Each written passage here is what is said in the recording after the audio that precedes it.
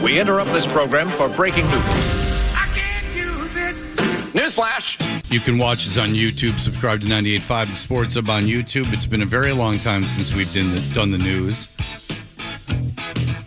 We've had the luxury of many scandals breaking locally.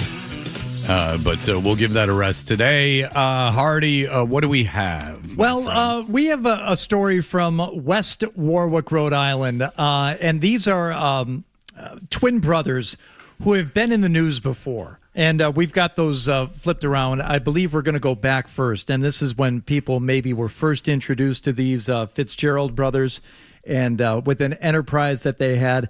Fred, I know that some people shy away from things that they don't immediately understand. We tend to embrace them here. We try and get to the root of understanding. And there's a lot to try and understand with what the Fitzgerald brothers were up to originally and what they were up to most recently. So let's go back first about this enterprise that these two had come up with. And as the story begins, you'll hear them talking about their past years of alcoholism, and now they're trying to turn things around here. And the reporter makes a statement here that will get us into this story. Ryan regrets his face tattoos. Yeah. Which I think is probably something that we can all relate to. And sure. That's not hard to understand. Right. Yes. I like that I have the ability to derail things, so I will go about this now. I will take 2 minutes to start exploring this with you. We've gotten to the point in society with tattoos where you literally have to tattoo your face to have it be any kind of rebellious notion.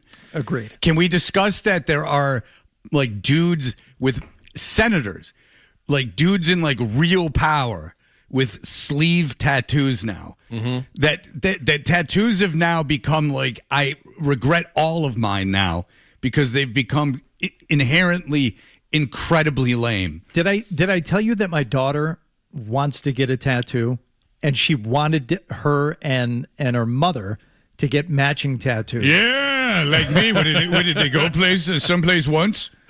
Did they go to Tulsa? Did they want to get big old Tulsa tattoos like I did? Me and the boy went to South Carolina twice, which is about 100 times less than you, Fred. And I went and got the stupid tree. Palmetto.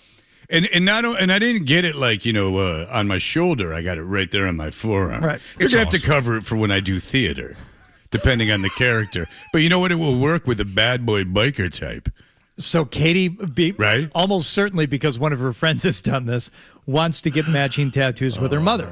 Marcy said, "Are you out of your mind?" Oh, Marcy's no, so cool. I'm not. Oh, my ex-wife would go, "Oh my God, yeah. My ex-wife would have done it when my daughter was 4. Like, matching tattoos. Oh my God, yes. Okay, so Marcy said, "No, no, go ask your father." Oh, good. That's good. She roped you right into it. That was good. I'm like, I don't have any tattoos, but okay, sure. Yeah, well, let's explore this. Nice. I wish you had gotten tattoos when you were younger and wilder, because they'd be so bad. They'd be like the worst. I told you the only one I 80s, early 90s, like Tasmanian Devil. 4:30 a.m. in Vegas, sitting in a parlor. But those are dope now. Like the only tattoos that are cool at all would be some stupid ass thing like you Indian inked on yourself when you were 15. The Jägermeister logo. That's what I was going to get. Because that was the most. But that's so bad. It would be cool. Like if you get a tattoo now that was like a mistake, the only tattoos that look at all cool are like Henry Rollins or Steve-O style, just pieced together. Like anything that you. This is all my opinion, and I will be your friend if you have this. I don't want anyone in the audience to be offended. I understand why you do it, and I'm friends with a lot of you. So I'm speaking now to like direct friends of mine that could be listening. Like, I don't look down on you for this. When you did it, I get it. But now, like going to a tattoo artist, and my friends that are tattoo artists, I get it. You're brilliant artists, and I understand this. I'm not being sarcastic. What you do is amazing. But you have to admit, there's like conservative senators from lame states that will be like arguing in front of some important committee, and their sleeve will come up of their shirt, and you can see like an active piece that they've gotten tattooed up until their hand. Some sweet tribal. Like there used to be the old saying, only get tattoos where the judge can't see them, meaning that your neck, like on your, like up until your hand, like you wanted to be able to wear a suit where there was no signifying, because it would be an outward sign of recklessness and rebellion. But I think the guy that's taking over for Kristi Noem is from some Midwestern place that's not like cool. Like, it's not from like Gary, Indiana, or like some like place where you're like, oh, Jesus. Yeah, like, you survived that. yeah. He's from like, Nebraska or whatever. It's Oklahoma. So you're right. Yeah. And so like whatever, like 311 country. And he's like arguing, and he raises his sleeve, and he's like covered in tats, and like you're like, dude, you're senator from a conservative state. This is no longer like rebellion. Like the dude that runs the Secretary of War guy has got a big piece. Now I know he was in the military and stuff, but he's risen to this like place of great government authority, and he has like massive tattoos. But I guess the Department of War is different because, like, it's always been a tradition for like sailors and stuff to have tattoos. But you get what I'm saying. Like, what used to be some like lame preachery guy that would never in a million years, he would have shunned anyone with any tattoos. They've all got tattoos. Now all have tattoos. So my daughter wants to get the Descendants tattoo that I got, which was my first tattoo, which is around my calf area. And it's a really simple tattoo. Like, it's just the Descendants logo is like a really basic. Almost like a stick figure face. Right. Like, it's like a series of maybe like 6 lines, which has become like sort of iconic. And I think it's very sweet that she wants to get that. And if my daughter wants to get tattoos when she's 18, she can do whatever she wants. I let her pierce her nose. I'm not being my parents. If you want to go do something, do it.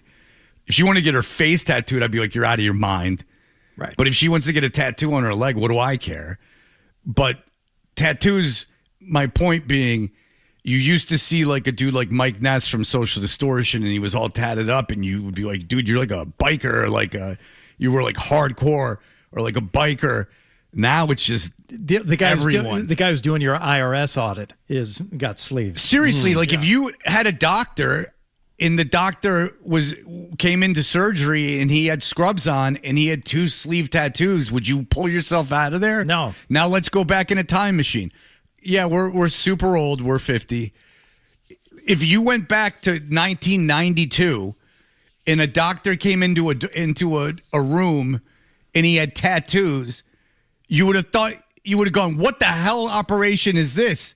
This guy's a psycho. Like, he has a doctorate. Like, you weren't allowed.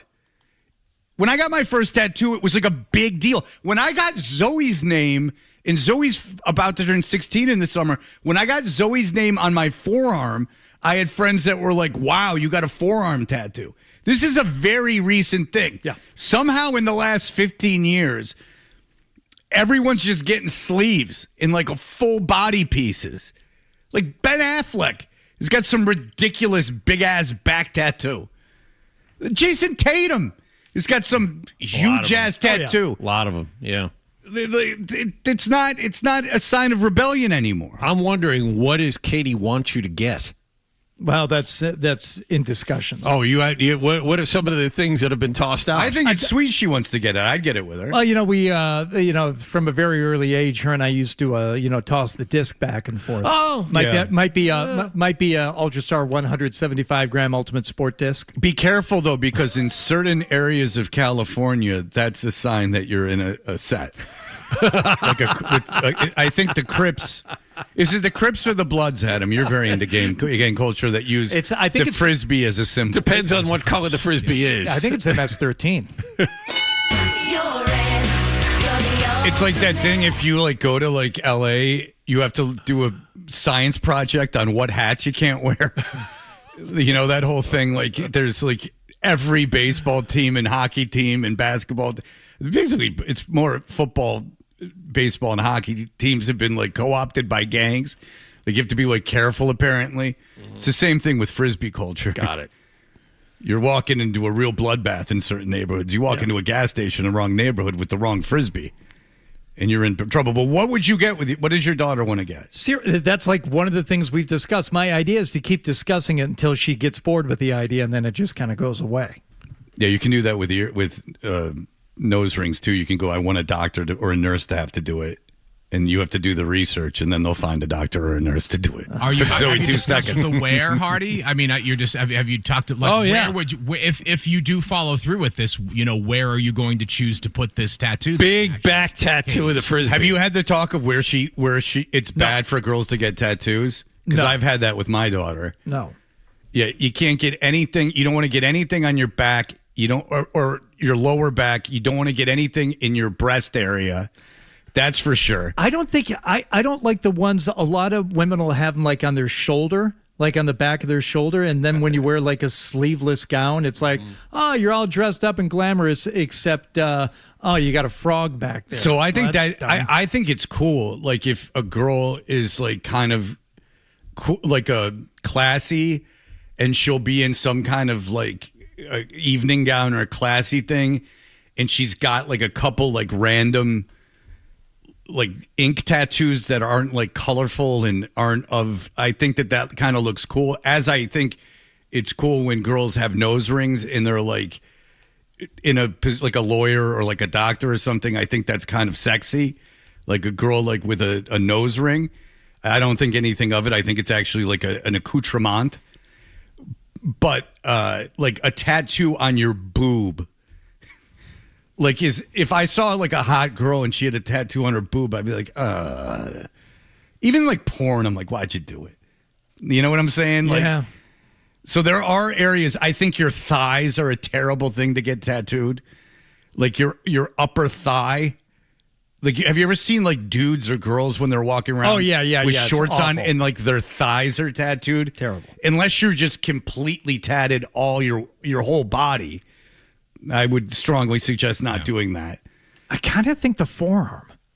Yeah. Yeah. And I feel That's like good. the trend now, too, is what you were talking about, too, Fred, like simple lines or like a little piece of text. That seems to be the trend for younger women that are getting tattoos. So yeah, but the message is lost, and I don't look at this as being a negative. I don't think like you're like scummy or something if you have this. It just, I think, loses its point.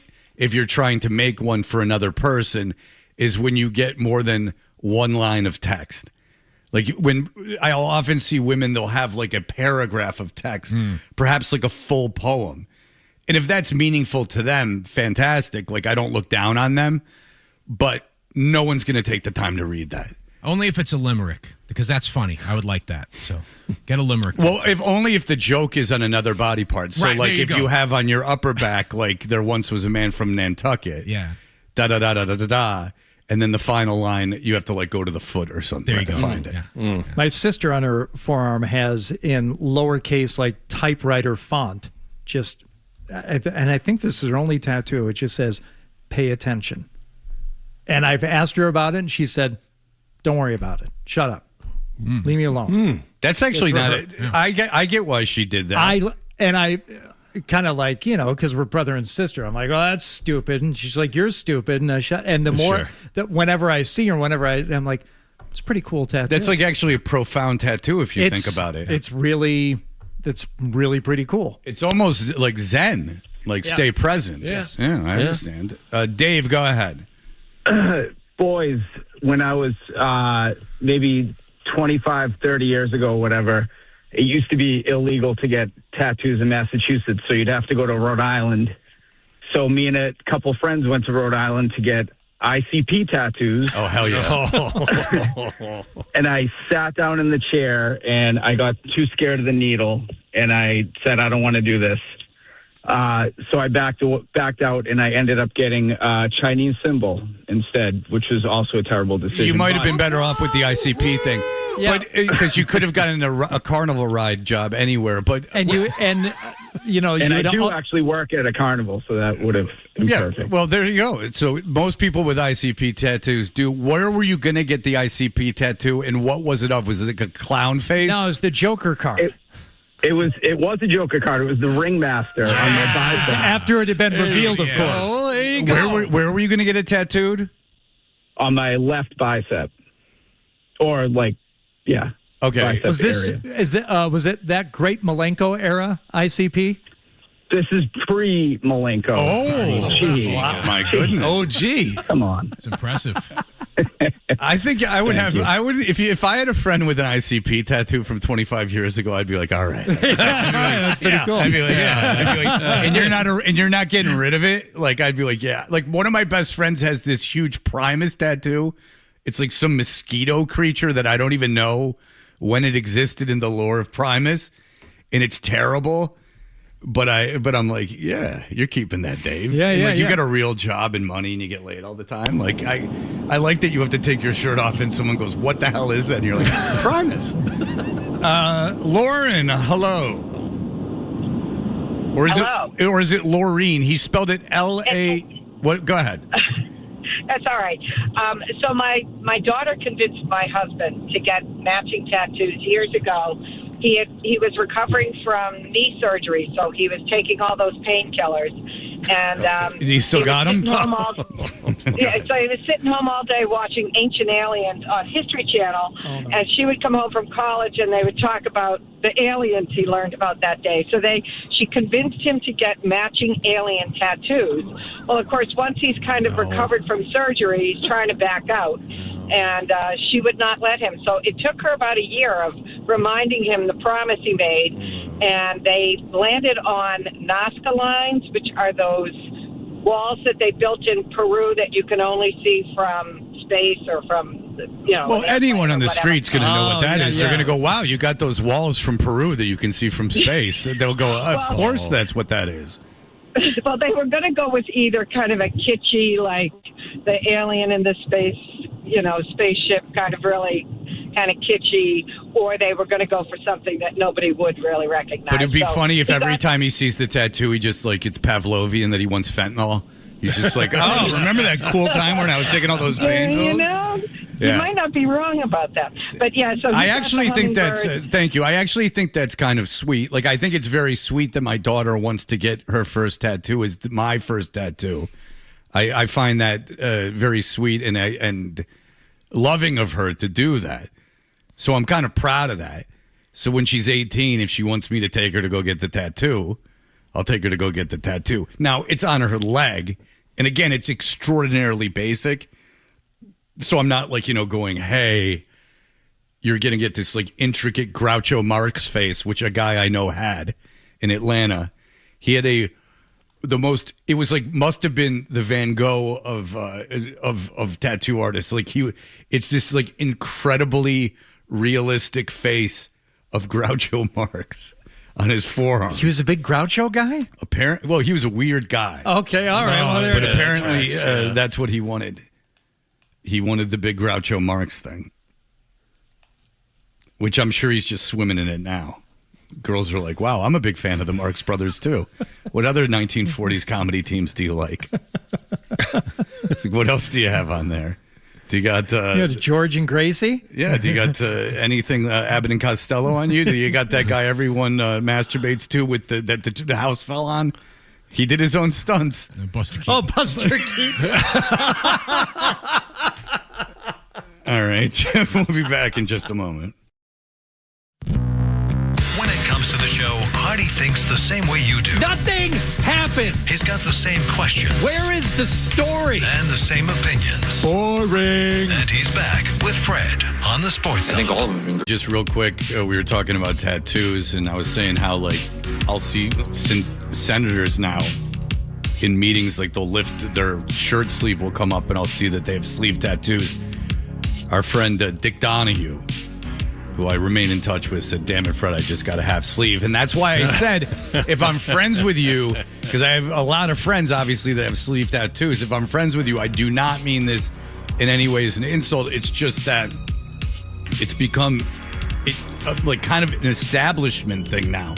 It used to be an act of rebellion, and now it just seems sort of like, I mean, like, anti-abortion senators and stuff have sleeve tattoos. Like, it's kind of taking on a different vibe now. Tim Healey writes about the Red Sox for the Boston Globe. Hello, Tim. Hello. All right. So I am not asking this to turn it around and make fun of the guy because there's nothing to make fun of. I'm really just curious as to why he reacted. Michael Healey was on NBC Sports Boston, and he said the Red Sox aren't being honest about Roman Anthony's injury, meaning that it's more severe than they are letting on. So then Jaron Duran called him basically a clown. He used a clown emoji, and then he erased his Instagram account. I'm really just curious, why would that offend a player on the Red Sox in any way, like just in general?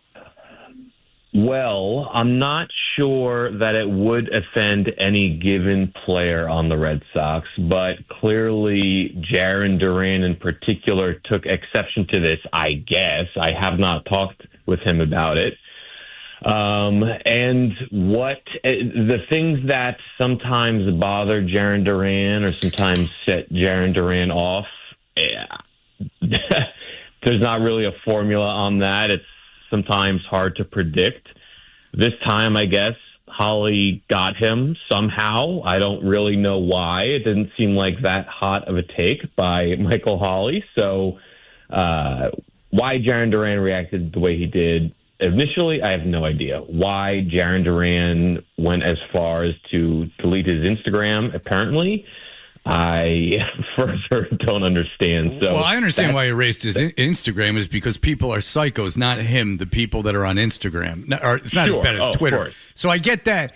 But the reason I'm asking this is, Tim, is as a beat reporter, I've always been under the assumption that the thing, because I could understand why, the thing that a player would get upset about is you're saying they're not as injured as they're letting on, because that questions their toughness and dedication. To say someone's more injured than the team is letting on seems almost, if you were going to take it anyway, you'd have to lean to complimentary.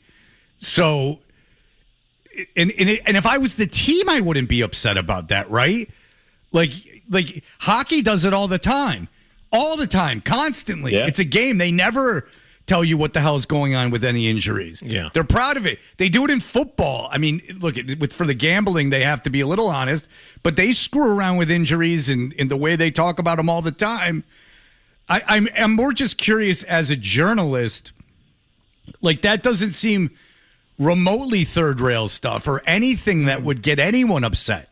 It's just such an odd thing to get upset about, I guess, is the thing that I'm asking you. I agree. It does seem like an odd thing to get upset about, but Jaron Duran's the sort of person where even if I just don't know how to answer for Jaron Duran. I don't know. Yeah, it's not about you. What to make of Jaron Duran. That's what I said, Tim. That's why I said in the beginning is that this isn't like some way to get at Jaron Duran. I'm talking more just about when you cover sports in general, like outside of even this incident. So forget about this particular incident. Jaron Duran can get offended about whatever he wants. I think he should probably get rid of his Instagram. I don't know what good can come of it, only bad. And if it's pissing him off and it's getting him down, that's a human reaction that I can completely understand. So get rid of it. We act like just because you're insulted on the internet, you shouldn't care. I mean, that doesn't make any sense. Of course, it would piss you off. It's insults. That's what they're designed to do. People are actively trying to do it. I just thought that, like, you're a beat reporter who has to see these guys every day. If it would be like, if you said, I think Roman Anthony's more hurt than the Sox are letting on. That doesn't seem like the next day you went into the clubhouse, you would be like, oh, geez, I'm really going to hear it from these guys. That's all I was saying. Yeah, that makes sense. And to your point, if anything, it would be even more complimentary that, so-and-so is trying to tough through it or, come back really faster than he should, whatever the case may be. The only thing I can imagine is maybe somebody takes exception to the organization being posed as purposefully lying. But, as you said, it's pretty common in sports. Yeah, go ahead. I'm sorry. Oh, no, go ahead, John. As a Red Sox fan, Tim, I'm very, very tired of watching Trevor Story either fail to field grounders or once he picks it up, throw them away. He's been here, I think this is 5 years or maybe even 6, by and large, he's not been good for the bulk of that. He's been hurt for the bulk of that. Is there any way the Red Sox can move off him and make a change in the infield? They do have that option, yes. I was struck on, I want to say, Chad Tracy's first day or second day after getting the interim manager job. The way he described Marcelo Meyer, Trevor Story was Marcelo was the second baseman and Story was the shortstop right now. So to me, that indicated an open-mindedness to making the swap there and putting those guys at maybe their better positions. Marcelo Meyer's not just a natural shortstop, but generally regarded on his way up through the minors as a very good one. Trevor Story's defensive issues have been well documented, so if they just switch those guys, which is kind of tough to do midseason, but they're both athletic and can figure it out. If they just switch those guys, the Red Sox might improve themselves. Hitting-wise, Trevor Story's been a total mess. It is reminiscent, of course, of last May when he was so bad that the Red Sox were not sure that he was ever going to come back from it. And then, of course, he did. He ended up having a really solid season. So with that, such a fresh memory, I think he gets a little bit more of a leash because they've seen him come back from the brink before. So, but overall, it's been an ugly 6 weeks or so for Trevor Story. When you look at the standings, we were talking about this earlier, Tim. You could be positive and say, "Oh, the Red Sox are only 2 games out of the wild card spot right now." The problem is, so is every other team in the American League. Yeah. I mean, it's just it is an absolute logjam of teams. Do you have any positivity when it comes to looking at their position right now, or do you just say there's too many teams in there that are playing below expectation, and the Red Sox are playing about as well as they can given what they have? More so the latter. It's hard to find any positivity regarding the standings because, one, MLB has watered down their own product so much as far as the playoffs go that simply making the playoffs with 3 wild card teams on top of 3 division winners is so easy. It is such a low bar to meet. And if a team is off to such a bad start, as the Red Sox are, that we're sitting here it was early May, now mid-May, and talking about, they're only a couple back of a wild card spot. If you're talking about the wild card standings in May, then that's just a complete disaster of a quarter season. So I don't put a lot of faith in, they're only a couple back. They can still make the playoffs. I accept that as technically, factually true. They can go hot. They can rip off 8 out of 10 or 10 in a row or something like that. I've seen it before. We've all seen it before. But these Red Sox have not earned the benefit of the doubt collectively that they're a good or well-constructed team. Quick thoughts about the rotation. How much longer are the Red Sox going to go with an opener for Brian Bayo each time he goes out there? And when are we going to see Garrett Crochet and Ranger Suarez again? So Suarez is an easy one. He's pitching Thursday against the Phillies. Crochet is more complicated. It feels like it's going to be at least a couple more weeks. He is playing catch. He has not thrown a bullpen session or anything, so he's got some steps to go, including almost certainly rehab games. So I think the end of this month would be a win on that front. Mm-hmm. And then as far as Bayo in the opener, they'll use it as long as it keeps working. They've done it once last week in Detroit, and then Bayo came in and pitched 7 innings, which is so much better than the ugliness of his prior outings. And they're going to do it again on Tuesday, tomorrow, against the Phillies. So if he has another great outing, pitching innings 2 through 8, then they'll roll with that. Yeah, interesting. And good news if you're a Red Sox fan on the health of Crochet. It seems this isn't so great. There are so many things wrong with this team, and it didn't take long for all of this to happen either. It's amazing to me. Well, it's all straightened out since they got rid of Cora. Right. All right. So, Tim Healey, sorry you got it. Well, listen, you got something to talk about every day. A lot of story material. Yeah, I mean, Listen, they're certainly not boring. they are absolutely not boring. But Tim Healey's the best you can, best there is, best Red Sox writer in the world, and he's out there at the Boston Globe. Thank you, Tim. Thank you. All right, appreciate it. Here you go. Here are the headlines. Why do people listen to Touch Radio? Because it's a thing. All right. You know what I'm talking about. Sure. No idea what you're talking about. Here's more of The Thing on the Sports Hub. Hardy had an interesting question at the beginning of the show. The Knicks absolutely destroyed Philly. They swept them.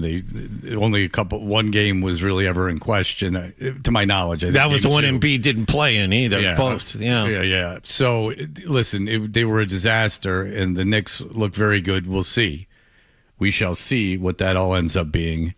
But Hardy's question was, if you're a Celtics fan, do you want the team that just beat you to do better in the playoffs, or are you angry at the team and you want them to lose? Now, obviously, if you're the Celtics and you care at all about any kind of outcome, you want the team that beat you to go on a deep run because it makes you look better, inherently makes you look better.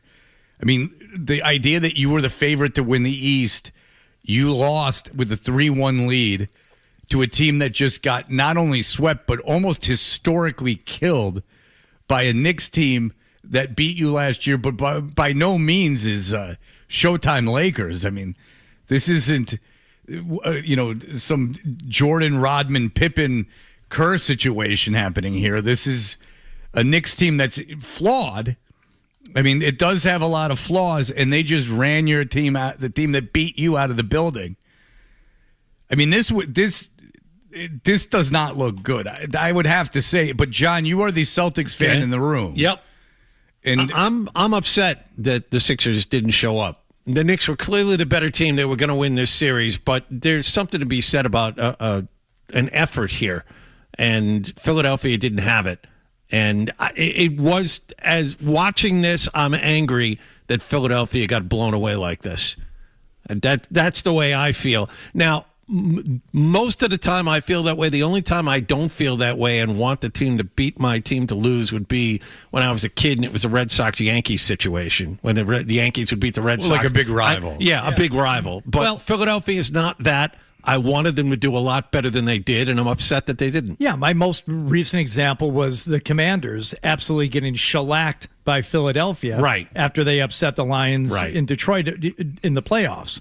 Like, really? That was, and you immediately think for a team like Washington, well, they got up for that game, and that's really, they had put all their eggs into that basket, having to travel to Detroit and beat the Lions, and they were, big underdogs, and that was, an insurmountable task, and it's almost like an emotional and psychological letdown afterward. Like, now what? But I don't know if that was really the case for Philadelphia. Were they looking at the Celtics as this unbeatable thing? Can I tell you why it's 100 times worse than what happened to the Lions? the Lions something thing, to make me feel. The Lions was one game. Anyone can lose one game. Yeah. In that game, if you want to get in particular, there might as well not have had defenses on the floor on the field. It was just basically. It was who scores last.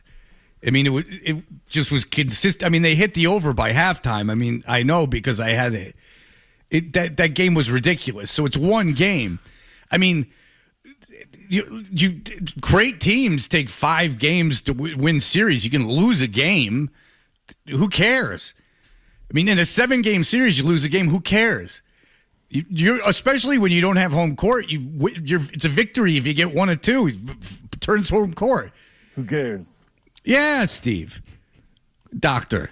But this Philadelphia team didn't look like they were in the same profession. No. As this Knicks team. And you can't look at it like, we would just we being Celtics fans, that the Celtics would have just gone. I'm not a Celtics fan, but you as a collective as Celtics fans, Celtics going to the Knicks, they would have been favored in that series. The Celtics would have been favored in. Yes, they were, John. They were a big favorite in the East going into the playoffs, getting through a 7-game series against Philadelphia.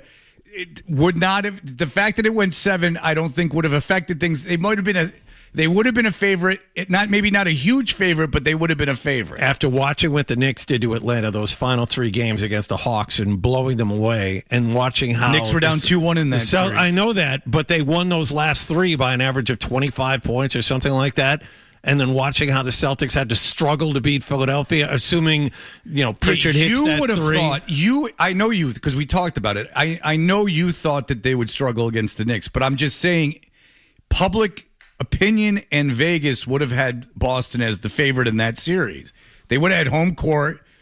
So that's true. All right. It would have, but it wouldn't have been a big favorite. No. But my point is is that this all looks terrible.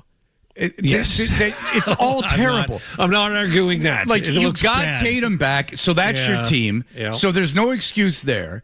Well, we didn't have Tatum for Game 7. You played a team without Embiid for 3 games. By the way, the lines are so screwy. I think Friday night's Sixers-Knicks game, did we talk about this on the air? The Sixers were the favorite. Sixers were like a point and a half favorites. I'm like, what series have you been watching? Because who sweeps series? The Knicks shouldn't have swept that series. Philadelphia just beat Boston. Philadelphia just came back from a 3-1 deficit against the team that was supposed to win the East, that we all thought would win the East fairly easily because Detroit has one guy on that team that can score. Tobias Harris has been scoring in the playoffs, but he didn't score like this in the regular season. You know, Tobias Harris didn't have one back-to-back 20-point nights in the regular season, and now he's gone like 6 games in a row scoring 20 points. He's not the greatest, but Pistons are an incredibly flawed team. They're really dependent on one guy. And if he doesn't score in the fourth quarter, they're screwed. They had it all lined up for him. And the Knicks are incredibly flawed. Oh, boy.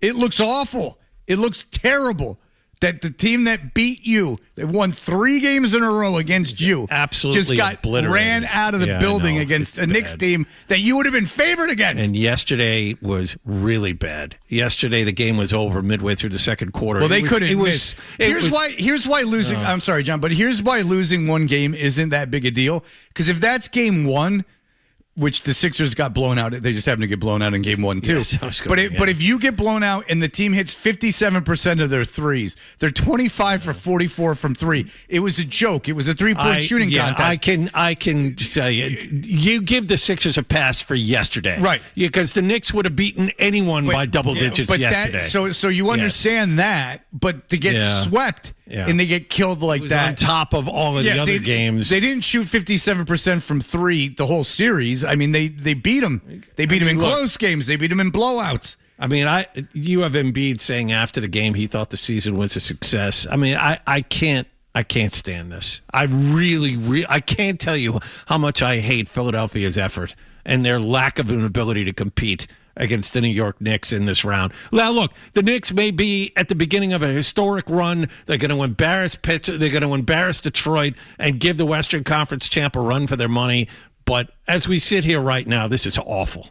Well, whatever a lot happens, of different levels. Whatever happens to the Knicks, I can tell you this: it will be annoying to hear about. Damn straight. Because it will be treated like the Super Bowl every game. Stephen A. in the A block on SportsCenter every night. And then I defy you in a series you don't care about to sit through a first half. Whoosh. Oh. My daughter, I told you, was getting ready for Bruno Mars. I was in Detroit. I was watching the game in our room. The first half of that game and the Pistons-Cleveland game. They're just stopping to look at everything. Just stopping to look at everything. I especially like it when it's a tipped ball out of bounds in the second quarter, and it's underneath the basket, and they're like, yeah, we're going to take a look at this one and see. No, it kind of deflects there. Does the rotation of the ball change at all? Like, just give it to one of them. No, it's even better that you have that video of the people in Secaucus looking about 18 monitors. Oh, so they didn't have that on NBC that I saw, but I do like the players twirling their finger now. Yeah, that's the big thing. Well, now that's been going on all year. That's like, you got to review this, and the coach looks at it. But it's new this year. It's a new dance craze this year. It's the Macarena of this year. You twirl the finger after everything. Right. Donovan Mitchell twirled his finger. They reviewed something that he had committed a foul. Donovan Mitchell was hanging on the guy's left arm. He said, review it. They review it. It's like, what do you you didn't realize you were holding him down while he went up? The player finger circle is almost always when they've been called for the foul. It's like, no, I didn't get him. That was clean. But this thing is, Donovan Mitchell, and then they look at it on TV and they're like, oh no, he was hanging onto his right arm, grabbing it while he went up. And he said, replay. You need a guy. And they acquiesced. Celtics have a guy in the second row with a tablet. And that's fun to look at the coach. And then they got to call timeout to make sure that they want to do it. Yeah. Oh, get out of here with it. You get 0 timeouts. How about that? 0 timeouts in the first half. It's a running clock. They run the clock during free throws. Jesus Christ, the first half of these games are a bore. I mean, they really are. You get down by 20 points, who cares? No, you're going to tie it up. Pistons down 17 at the half. It didn't matter. Unless you push it to 30, there's no lead that's safe. Yeah, and 30. Jesus Christ. All right, we'll be back in just a moment.